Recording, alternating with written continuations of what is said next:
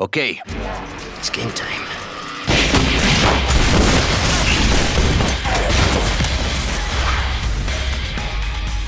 Shoot! Get down! Hasta luego.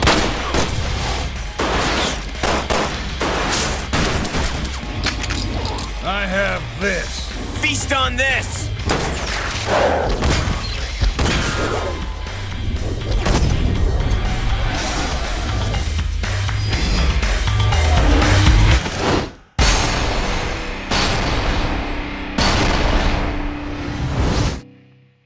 I'll understand if you want to loop back and repeat that intro over and over again. I'll wait, I'm patient.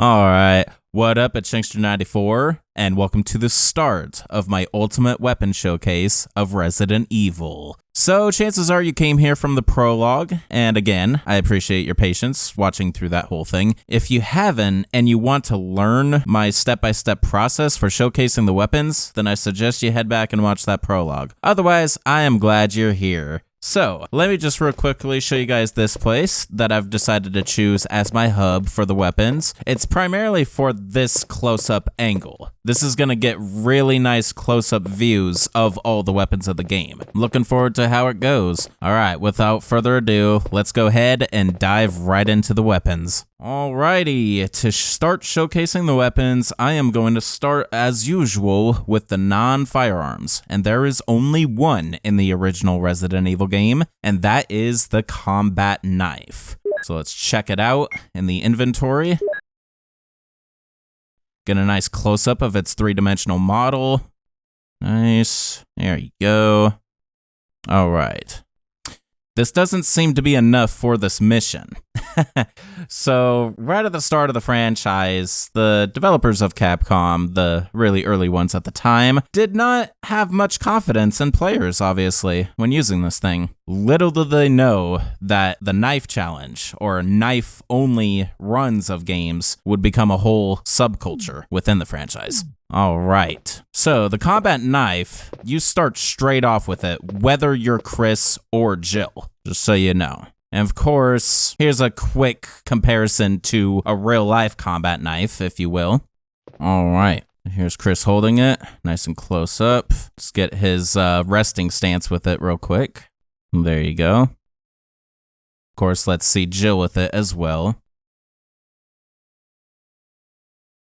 Alright, now let's go ahead and test it out with both characters.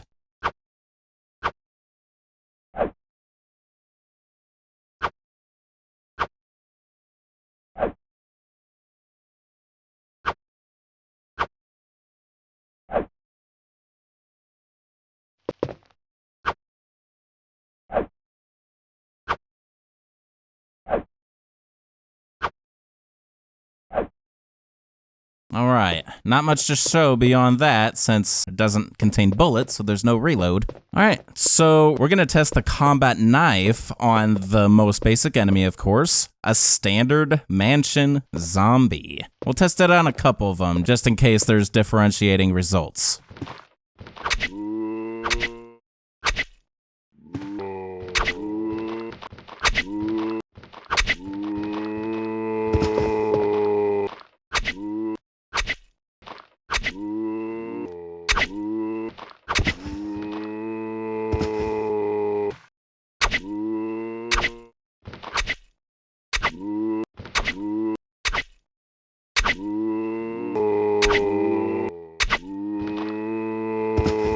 Alright, so this last zombie took 9 slashes, probably because I went for the legs more. So there may be a damage difference between going for the torso or the legs when it comes to using the knife. So yeah, knife of course should only be used as a last resort if you're playing casually anyway. Otherwise it could save you ammo. It's like in the first few bits of the game, it's good to use a gun to down zombies, but then use a knife to finish them off if you can. It's always a good strategy for starting off players. Alright, just in case, I'm gonna switch over to Jill and test the knife with her as well.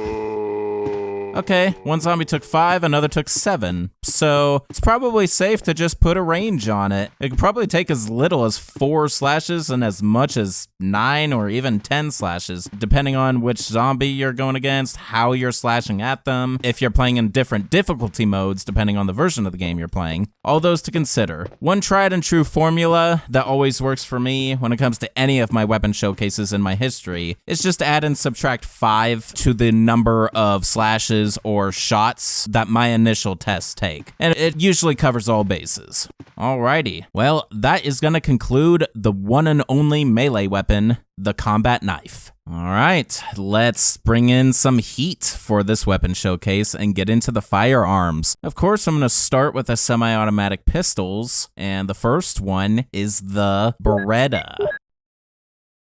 Beretta M92 FS, automatic loaded with 9mm bullets. Alright, and with this being the first pistol of the category, here's the ammo type, the handgun bullets. Let's check these out.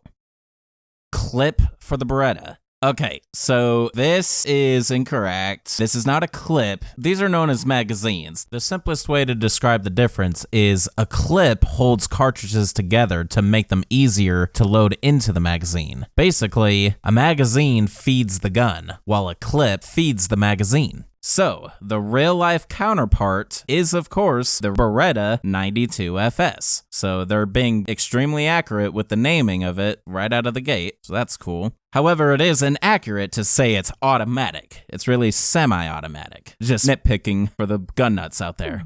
Alright. Now, Jill Valentine starts straight off with it. However, as Chris Redfield, you have to do at least one task, and then you could acquire Jill's handgun to be able to be used with him. For some reason, Chris's handgun is never to be seen after the opening cutscene. So here's Jill holding it. Let's see her hip pose with it. There you go. And of course, Chris crossing his arms with it. All right, let's go ahead and test it out.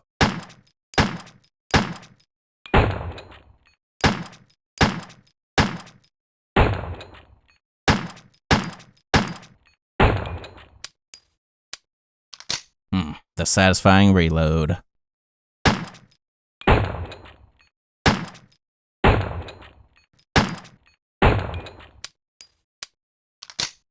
And I also want to show one of the little features of the PC version of the original Resident Evil game. Check this out. You could shoot the screen. This is a feature that makes its way into Resident Evil 2, I think across most, if not all versions, when you point the shotgun at the screen. Alrighty. Now, this is still very low in firepower, so I'm gonna keep to testing these on zombies.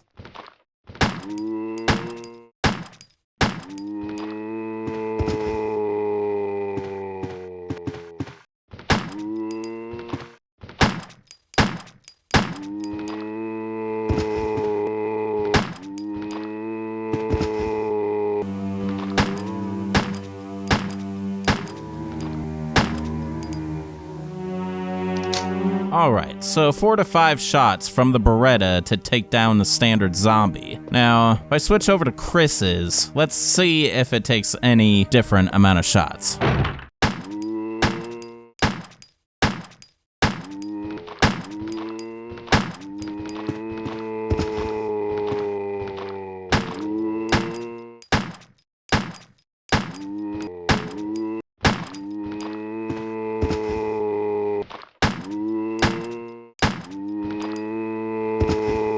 Wow. Okay, so I had 2 zombies in a row that took 7 shots each, but that third zombie only took 3 shots. So yeah, that goes to show you that there are variables involved, and there may not be any exact number when it comes to damage rate or health points or combinations of both. So that's why it's good to always have a range. It could take as little as 3 shots. It could take as much, in my experience, as 9 shots. So there's a good range for you. A difference of 6 shots. All right, that is gonna conclude the regular Beretta.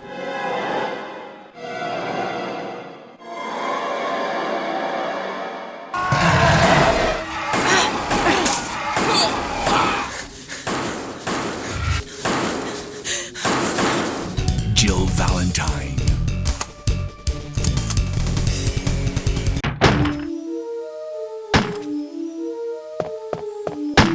Wesker! Yeah, like this. Now for the only other pistol, the Beretta again. More specifically, this is a PlayStation exclusive weapon. It is a customized Beretta. As you can see from the look of the weapon, it has a white finish. This is known as Inox. So to check it out real quick, a Beretta M92 FS Automatic, Custom Edition. So this is the precursor to the famous Samurai Edge lineup of Berettas in the Resident Evil franchise. There you go. Now, of course, its real-life counterpart is just the same. It is a Beretta 92 Inox. So a lot of this is going to be exactly the same as the previous weapon. It's just purely looks. You get it the same, Jill starts off with it, and Chris can find it after Jill disappears. It is only able to be used in advanced or ranged mode of Resident Evil Director's Cut, or the DualShock edition, either or. So here it is in game, being held. Now because I'm doing this on a PlayStation emulator rather than the PC version, the pre-rendered backgrounds as well as the character models have gone way down in quality. But this is the best I could do. Alright, so let's once again test it out, even though it'll be like exactly the same.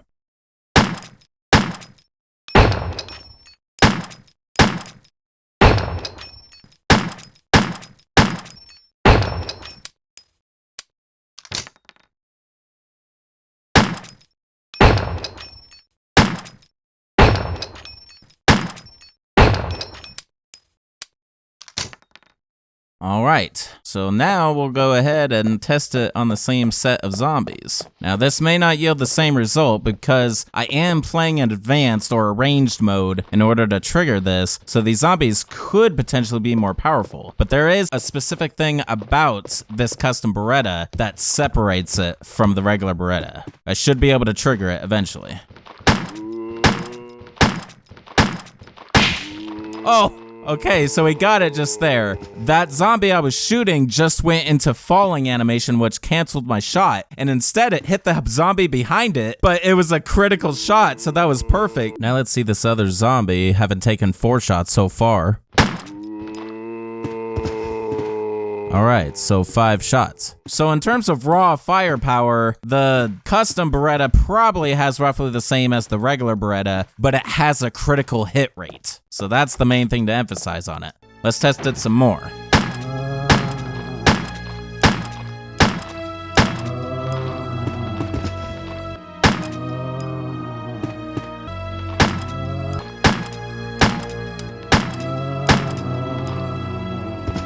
Alright, so neither of those got critical.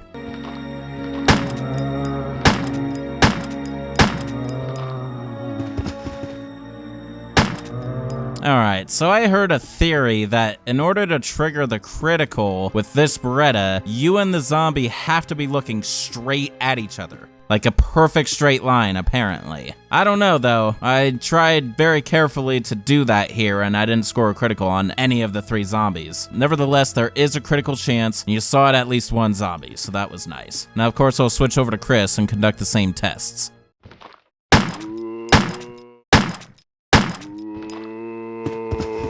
Alright, that zombie only took 4 shots. Let's try a couple more.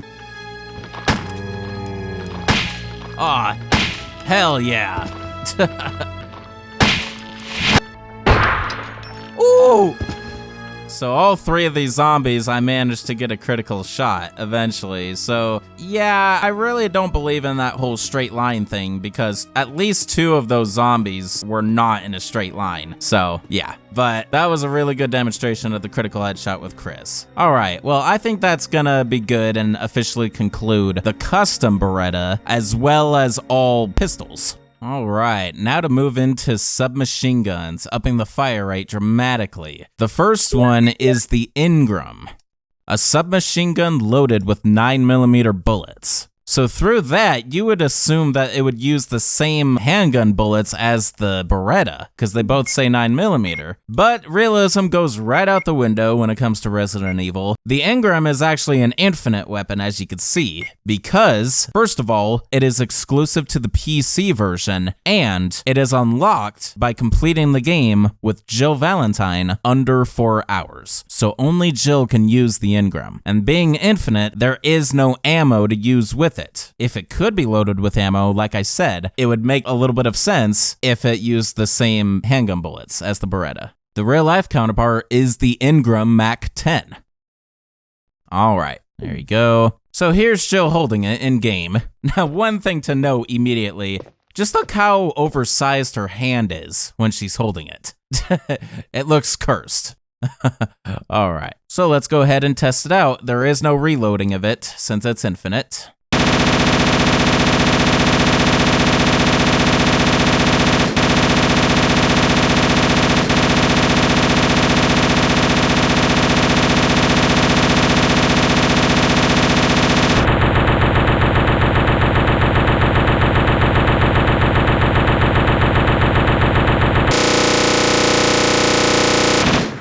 Alrighty, there you go. So, being a machine gun and supposedly using the same ammunition as a handgun, I will go ahead and test this on the same zombies.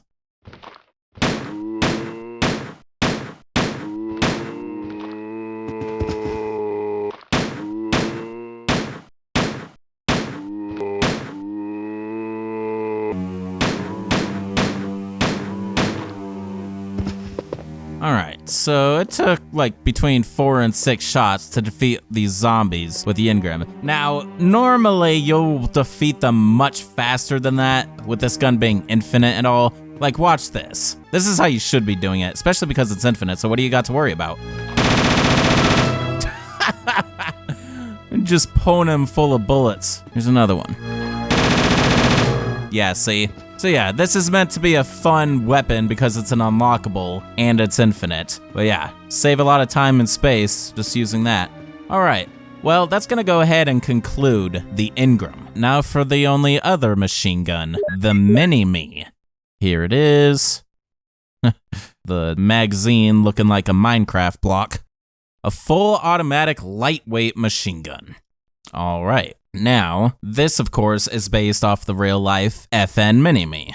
And again, it doesn't have its own ammo, supposedly would use the same ammo as the Beretta. This is a light machine gun, so I don't know about that. But in any case, here it is in game. Pretty big mofo and blocky. And just like Jill's Ingram, this is PC exclusive, and it's the same exact conditions just for Chris. Beat the game under 4 hours, and you get this in his inventory.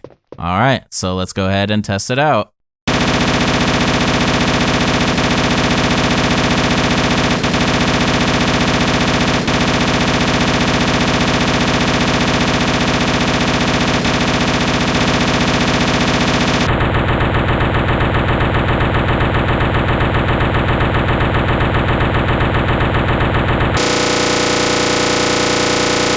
Alright.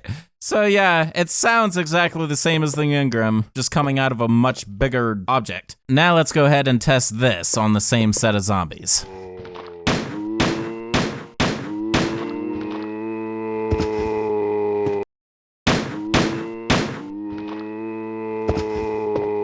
I'm starting to think that this zombie in particular just happens to be kind of weaker than the rest, because that's like the second or third time it's gone down earlier than all the rest.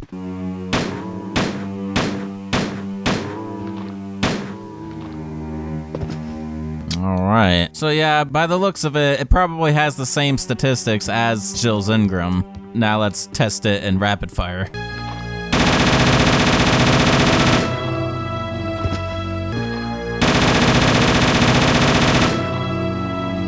Alright, so yeah, there's the FN Minimi for you guys. Like I said, operates very similarly to the Ingram. It's just Chris's unlockable weapon. Fun to use, only uses one slot regardless of the sheer size of it. Alright, well, that is gonna conclude the Minimi, as well as all machine guns. All right, now to go over the one and only shotgun in the first Resident Evil game. And being the only one of its class, let's first go over its ammo type, the shotgun shells. There you go. Could actually read that. Probably wouldn't be able to on older versions of the game. All right. Shells for the shotgun. Has no info beyond that. But according to this box, these are 802mm NATO M32 cartons. All right, now to go over the shotgun itself. Remington M870, a pump action shotgun. All right. So yeah, there you go. Closer up. Cool. And of course, it's very accurate to its real-life counterpart. It is indeed the Remington 870. All right, now to get the shotgun, it is located in the living room right next to the trap room. Now, as Jill, you could sort of cheaply get this weapon if you take the correct path in the game. Basically, if you go straight for it and you take it without any sort of compensation for the trap, Barry will rescue you and you get it for free. With Chris, however, you absolutely must replace the shotgun with a broken shotgun in order to fully acquire the shotgun. All right, so here's Chris holding it in game, and I'll do his little pose with it real quick. There you go. Now, in other versions of Resident Evil, this can look like just one large piece of wood. PlayStation version specifically, I know, does that when Chris is wielding it. Now let's go ahead and test it out.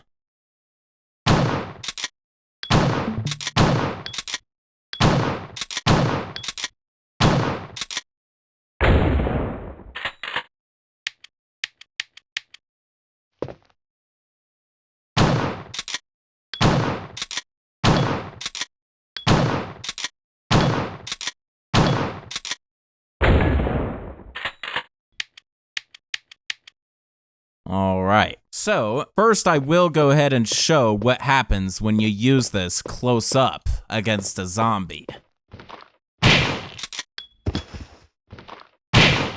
Boom, headshot. So yeah, even if you don't aim upward, if the zombie gets close enough, it performs a critical on them. Phew. Now, of course, aiming upward does give you a higher chance if they're not perfectly close up. There you go. Wasted one shot. So yeah, clearly the shotgun is too powerful for zombies. I mean, it is great for crowds, and this game does give you plenty of ammo to be able to survive with the shotgun only through most of the game. So now let's go ahead and test it on a more proper enemy. Let's switch over to hunters. And of course, when testing shotguns, I will always be right close up because that is the best way to use shotguns.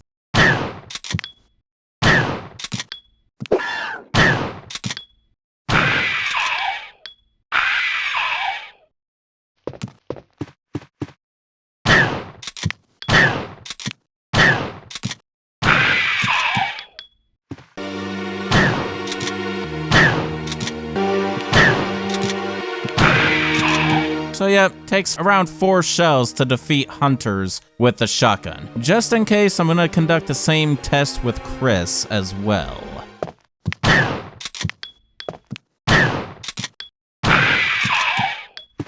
Wow, that one only took 3.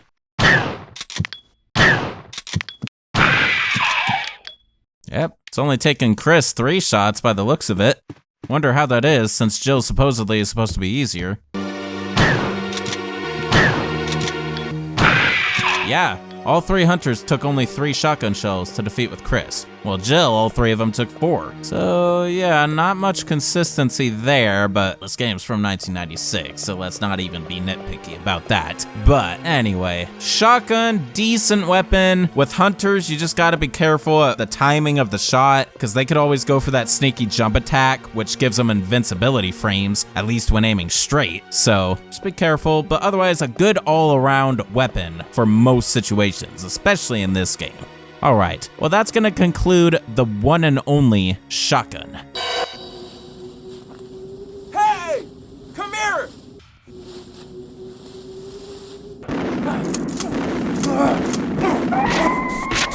All right, let's turn the heat way up in this showcase and go over the one and only Magnum, my favorite weapon class. This is the Colt Python. Now, being the first and only in its class, let's first go over the ammo, the Magnum rounds.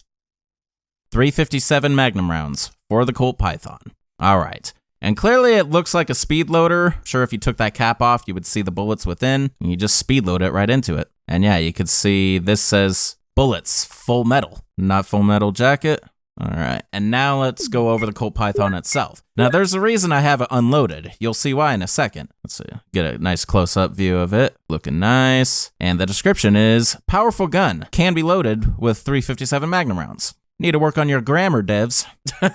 So, now, if I load it, like so, and check it again, this is what happens. Magnum rounds loaded. One of the laziest descriptions in the entire franchise, mind you. All right. Now, the Colt Python is based on the real-life Colt Python, a 357 nickel-plated revolver. Now, fun fact, the Colt Python that's depicted in real-life cutscenes of Barry using it happens to be a black-finished Python, not a nickel-plated. All right. Now, the location of the Colt Python is in the Tiger statue room. You have to get the red jewel, which you first have to get the helmet key from the guardhouse in order to access the room that the red jewel is contained in. Once you have the red jewel, you place it in the tiger statue, and it reveals the Colt Python. Now, in the director's cut version on the PlayStation, whether you're playing advanced or ranged on the DualShock edition, the Colt Python is instead located where the broken shotgun normally is located, in one of the armor key rooms. So just a little mention, if you complete a ranged mode while getting the best ending, that means both of your partners are saved, then you unlock the Colt Python with infinite ammo for your next game. All right, now here we go, Jill holding it in game. Let's see her with her pose. And as well with Chris with it, folding his arms. All right, and let's go ahead and test it out.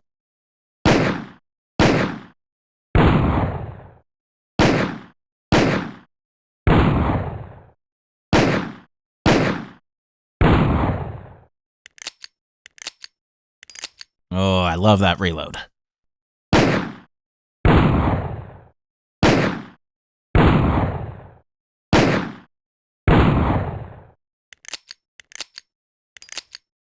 Okie dokie. So yeah, this is meant to be sort of a powerhouse weapon. So of course I'm gonna go ahead and test it on some hunters, but there will be a fun part involving zombies a little after that.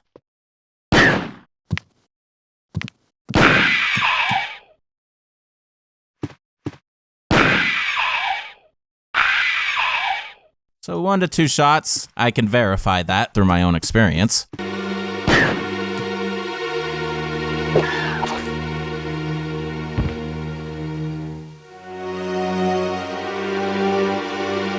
You didn't see nothing. All right, so yeah, 1 to 2 shots to take down hunters with the Colt Python. As I said, that's pretty typical. In my experience, it never takes more than 2 shots. If it did, there's something rigged, possibly with the version of the game you're playing or with the type of Colt Python you have. The reason I say that is because there's actually a hidden version of the Colt Python that you can only use on the PC version, and if you make use of the game's debug mode. That being said, at this point, it's time for me to be transparent about something. So, playing the PC version, specifically the classic Rebirth patched version that allows you to play on modern PCs, it comes equipped with a debug menu.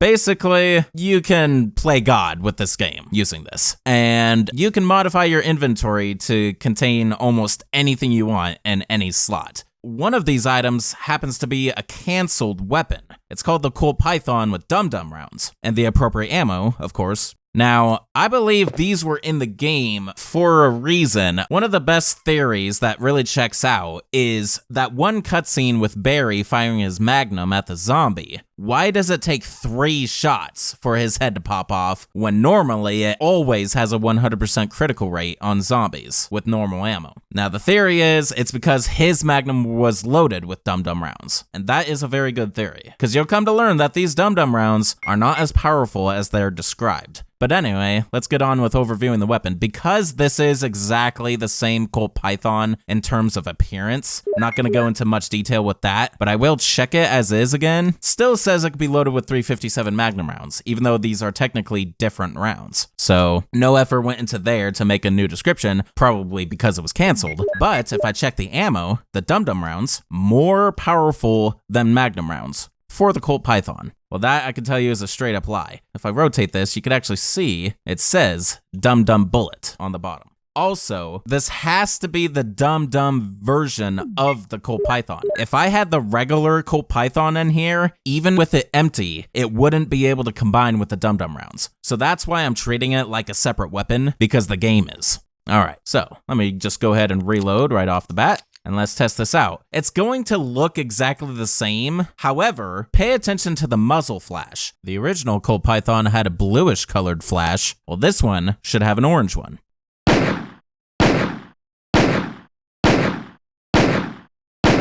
Yep, sure enough. But firing and reloading overall is the same. So let's go ahead and go straight to a hunter and test these out. And you'll see why what the description says is a fallacy. All right, so remember, the original Colt Python took 1 to 2 shots for hunters. Let's see how much dum-dum rounds take. All right. So that one took 2 right off the bat. 3. So it is clear that they are somewhat weaker. Not significantly weaker like I speculated, but somewhat weaker. Let's try this one last hunter. Hopefully I don't get killed.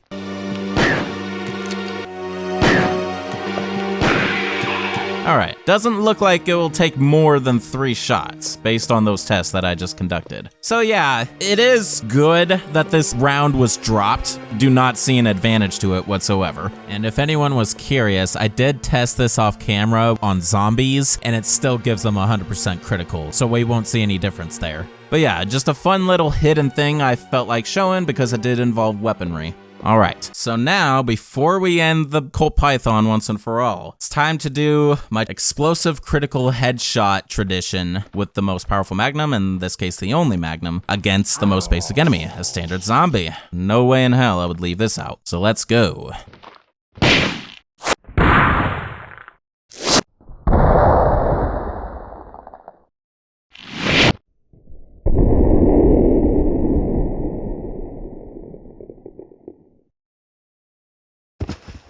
Headshot. All right, that's gonna truly conclude the Colt Python. Barry Burton. Let me take care of this.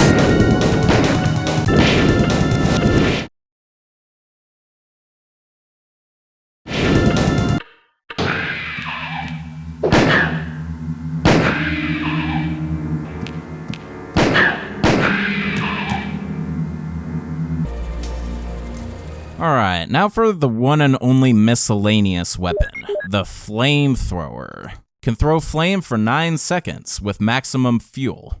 All right, so this is a weapon that only Chris Redfield can use, and there's only one specific area it's able to be used, and that's in the underground caves. Now, the location of this, you can actually get it twice within the same general area. It's always located on a door trap. Basically, as soon as you take it off, the door behind you will lock. So in this first area, you cannot proceed without it, but in the second area, you actually need it like a key item. All right, so it is inspired by the fictional flamethrower from the movie Aliens, the M240. In and itself is not a real-life weapon, rather a hybrid fictional weapon based off of 2 other weapons. All right, so now another exploit of the debug mode in the PC version specifically, I have the ability to have ammunition or a resource for this flamethrower, which is fuel. So let's check it. Fuel for the flamethrower. Very generic. Doesn't need any further description, huh? All right, and also, me having it here in this exact area, I can only do this because of the debug menu. But because this is my hub, I'm still gonna show it here. All right, so let's test out the flamethrower. Just note, if I tried to equip this with Jill, the game will crash. I'm gonna use this angle so you can see the flame.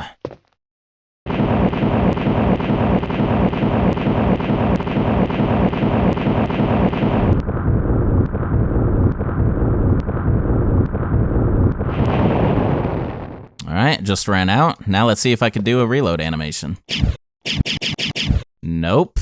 Unfortunately, it doesn't look like I can, which is too bad, because there are secret reloads you can trigger in other classic games, but that doesn't appear to be one of them. However, am I able to combine it? I can. So I can reload it manually, but there is no animation designed for reloading the flamethrower, because I guess it was never supposed to come to fruition.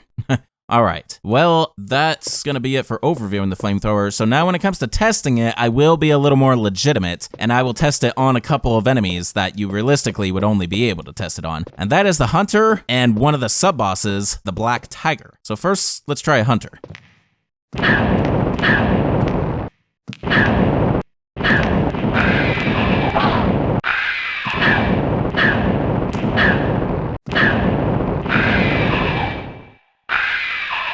Alright, so it takes about 5 trigger pulls of the flamethrower to defeat a Hunter. That is the efficient way to do it. You don't want to just hold down the fire button, because otherwise you'll waste a lot of fuel. Like, watch.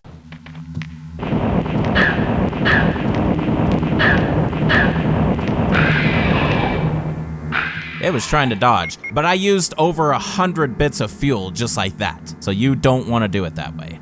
Alright, now to try it on a Black Tiger.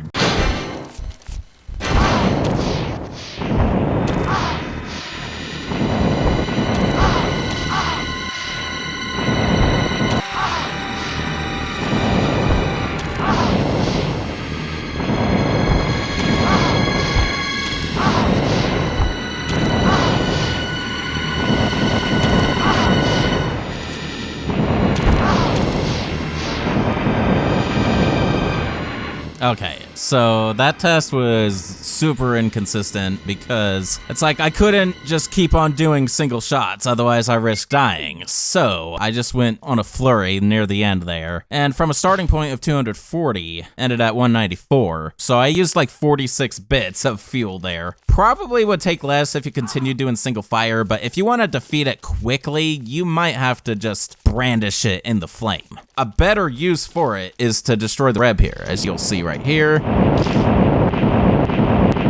Remember to do single shots so you save fuel.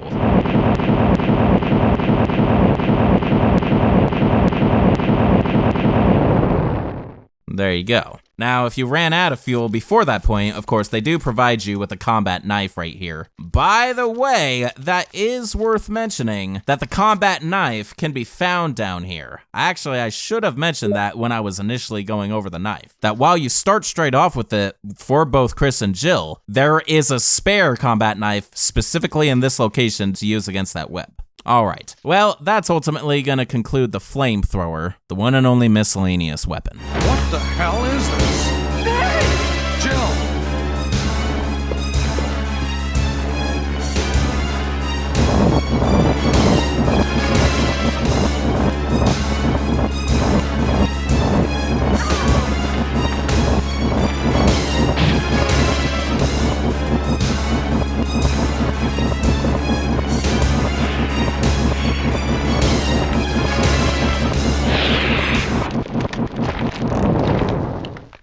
Alright, we've made it to the final category of this weapon showcase, the explosive weapons. The first of which will be the grenade gun. In other versions of Resident Evil, this is also known as the Bazooka. Opposite of Chris's flamethrower, this is the Jill-only weapon. And if you use the debug mode and try to equip this with Chris, your game will crash.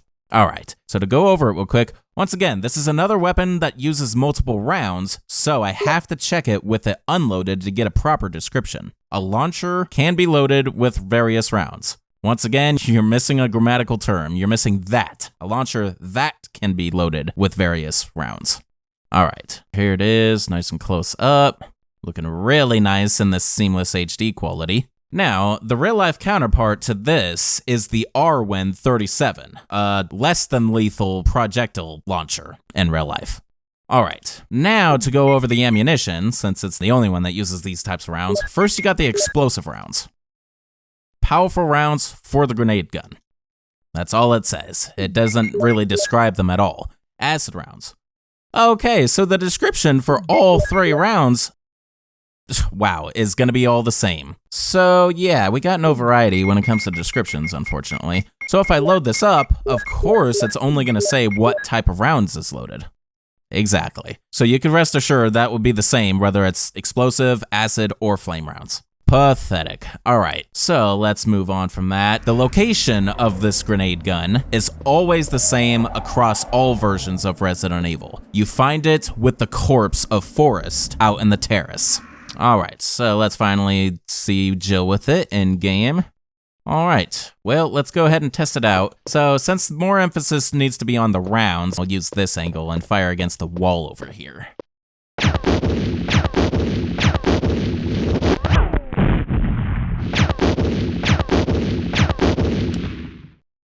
Alright, now let's switch over to acid rounds.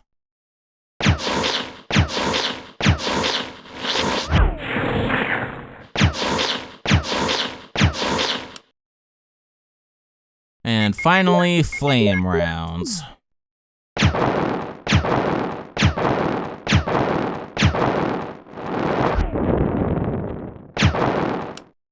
Alright, now let's test all three of these rounds on some hunters.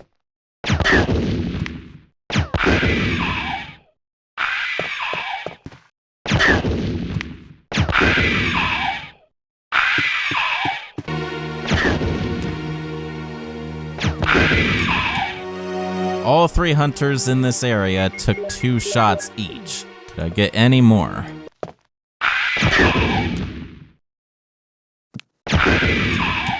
Alright, so it's pretty clear that with Jill Valentine in the PC version of Resident Evil 1 on standard difficulty, it'll take 2 explosive rounds to defeat hunters. I personally have experienced sometimes where it only took 1 shot, but then again, I was playing the PlayStation version during those days, so there could be slight differences in the port of the game that you're playing. But yeah, 4 tests in a row, all 4 of them took 2 explosive rounds, so I'm gonna go with that for the average. Alright, now let's switch over to acid rounds.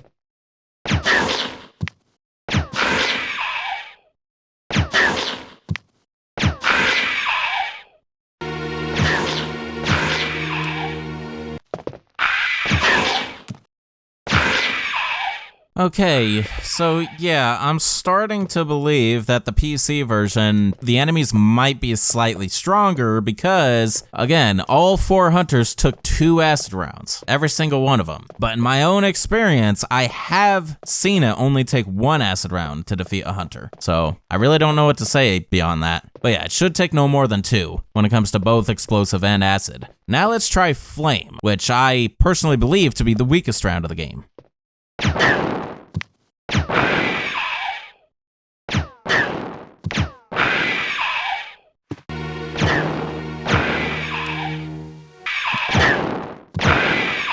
Okay, so it looks like, at least when it comes to hunters, all of the rounds have roughly the same firepower. All 3 rounds took 2 rounds on every single hunter that I tested on. Now, again, in my personal experience, flame rounds happen to be the weaker, and I've had times where it has taken 3 flame rounds against a hunter, as well as chimeras and some other enemies. So it's better to say that each round is specifically tuned against certain enemies. Explosive rounds are a good all-around round against many different types of enemies. Acid rounds are better fit for the more powerful enemies, such as sub-bosses. I can personally vouch that it is really great against the Yawn when playing as Jill. And flame rounds are really good against the Plant 42 and the Black Tiger. In fact, I'm gonna show you guys cheesing the Black Tiger with flame rounds.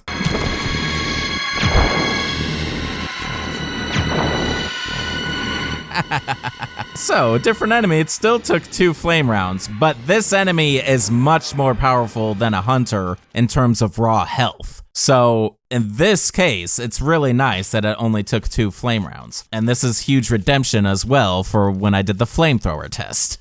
In other ports though, in the PlayStation port, it's only taken 1 round in the past for me. It's hilarious when that happens. So yeah, flame rounds, Plant 42, Black Tiger, and if you're playing the PC port like I am right now, I guess it's okay against hunters too, and many other enemies. I think there's less of a difference between all the rounds when it comes to the PC port. Alright, enough running around this Black Tiger. That is gonna be it for the grenade gun, or bazooka. Alright, time for the final weapon of Resident Evil 1, the rocket launcher.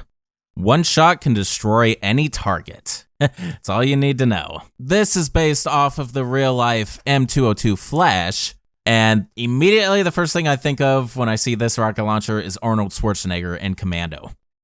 I just wanted to make a little reference there. So, under normal circumstances, you can only use this at the end of the game. It comes as like a last resort against the final boss, basically, or the finisher. So once Brad of the Stars Alpha team drops this rocket launcher for you, then obviously use it against the Tyrant, like so.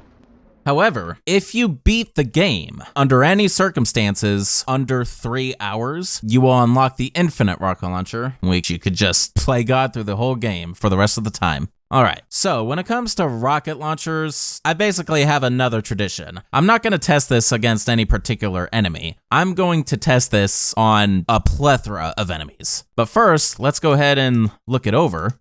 So even a bulky thing like that, Jill can just do a regular pose with it. Same with Chris.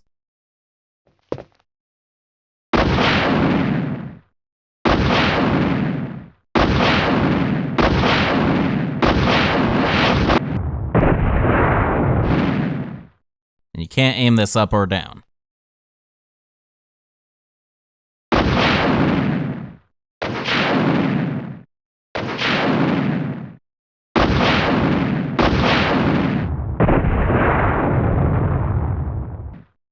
Alright, so that's overviewing it. Now let's go ahead and test it on a bunch of different enemies.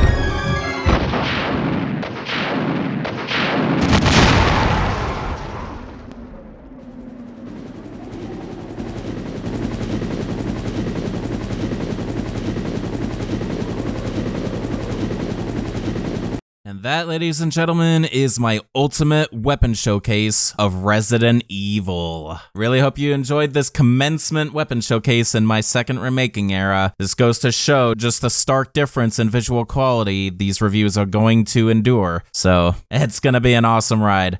Alright, and being at the end of this review, it's time to tally up the total amount of weapons so far.